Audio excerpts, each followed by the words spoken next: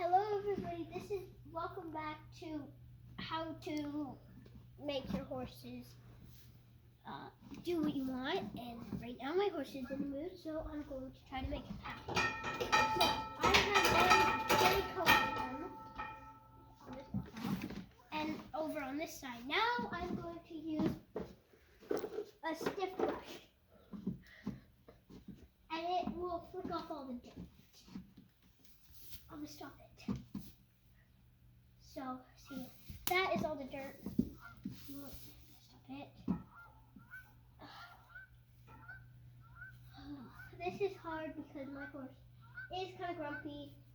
Oh, we found a lot of mud on him. It's kind of hard, but I have to move all the time. Okay, so when I do that, I kind of make sure that his hair is out of the way. So some of it's kind of wild. So there. And now I will take my stiff brush and flip it off. There we go. This side's all clean. We'll move on to the next side.